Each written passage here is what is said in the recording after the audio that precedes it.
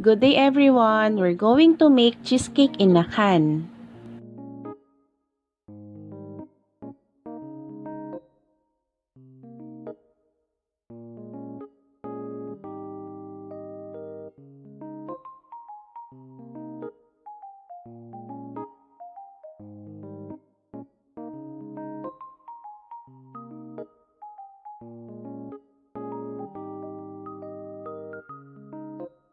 Pagsamasamahin yung lahat ng ingredients for the crust and then haluin siya hanggang maging fully combined.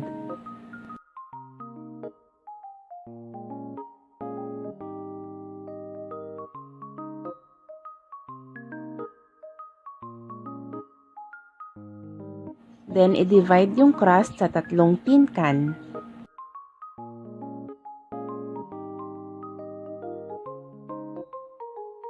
Then, i-press firmly.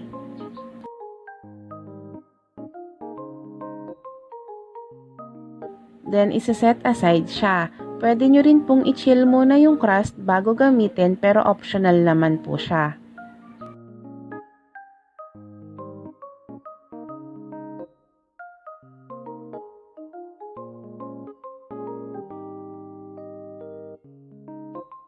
Then, beat cream cheese until maging smooth. Cream cheese din po must be at room temperature kasi mas madali siyang maging smooth kapag hindi po siya malamig.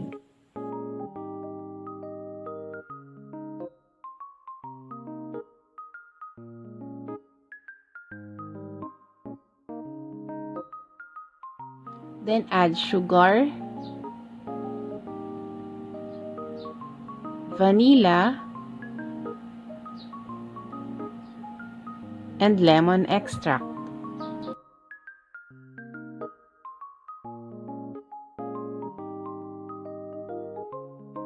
Then, i-beat hanggang sa maging smooth siya.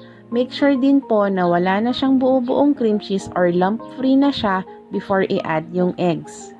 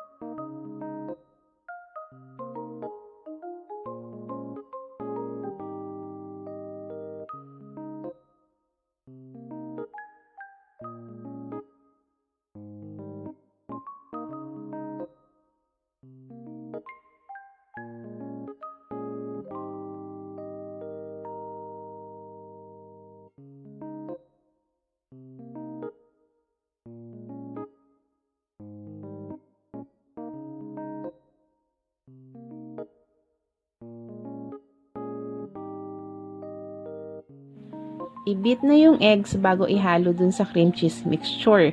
This will avoid overmixing po which will cause din na mag-crack yung cheesecake.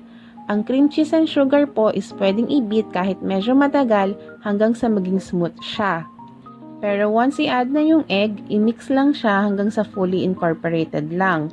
Less time na i-beat, less air bubbles, less chance na mag-crack siya.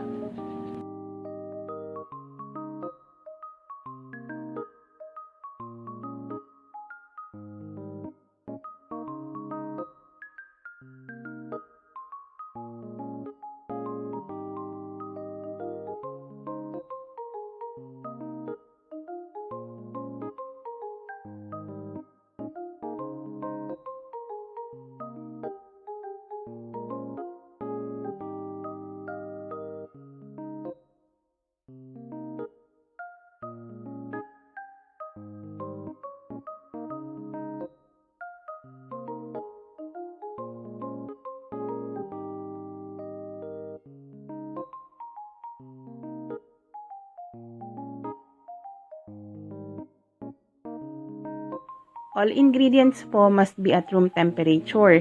Mahirap kasing i-mix ang cold ingredients na magre-result ng hindi smooth or lumpy na mixture.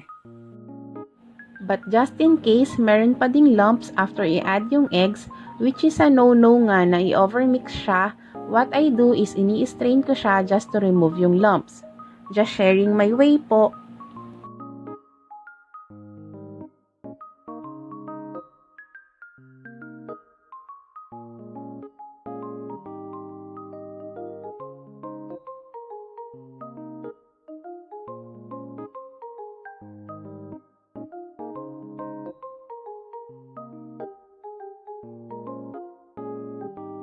Smooth naman po yung mixture natin ngayon.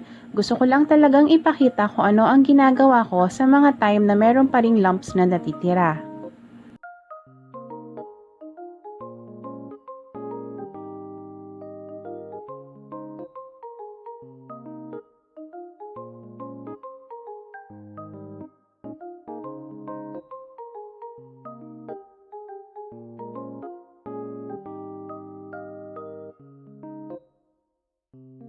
Ilagay yung tin can sa mas malaking pan kasi ibibake siya sa water bath o bain-marie. Then i-pour yung butter doon sa prepared na crust.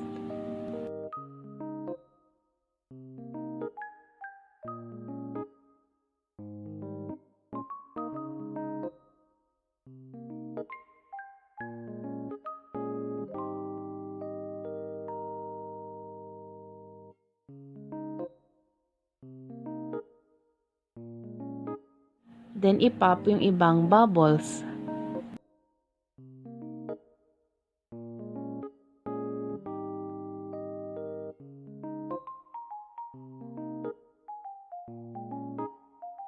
Pour some hot water dun sa bigger pan, kahit mga half to 3/4 inch high lang po. Sa water bath po, mas magiging even yung pagluluto sa kanya and will prevent po yung cheesecake na mag-crack din.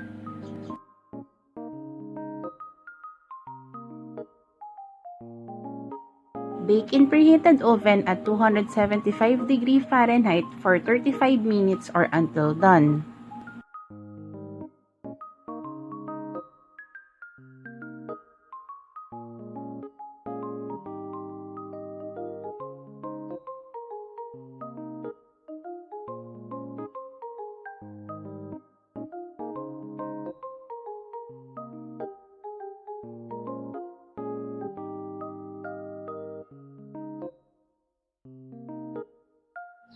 To check for doneness, yung side should be slightly firm, tapos yung top is nakaset na pero yung center is nagjijiggle kapag shinik or kapag pinires siya. Toothpick test cannot be used for cheesecake po.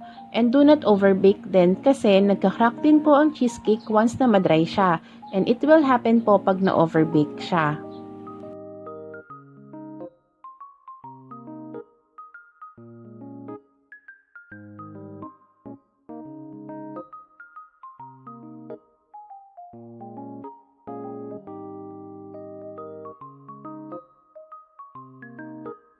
Cool completely before adding yung toppings po.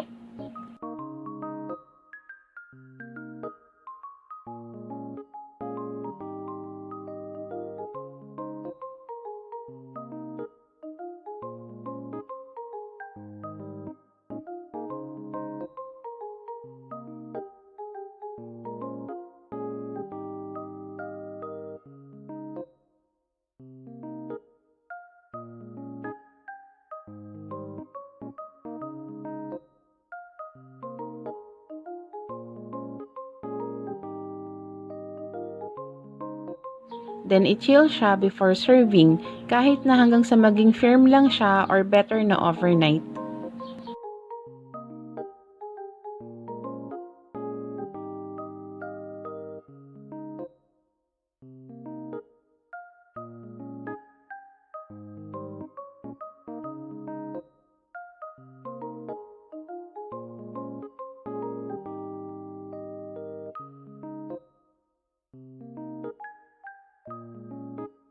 Other than tin can po, pwede rin siyang i-bake sa shot glass and glass na jar. Pero ask your supplier muna po kung pwedeng i-bake yung mga nabili nyong glass ha. Pwede rin po ang greased and lined na regular na baking pans. Pero kailangan nyo muna siyang i-chill at least overnight before siya tanggalin dun sa pan. Initin nyo po ng konti sa stove yung bottom at saka yung side ng pan. Tapos saka nyo i-run ng knife yung side, then saka nyo siya itaob. For the cupcakes naman po, hindi ko na siya binibake sa water bath. Tapos I usually use po yung mga party cups.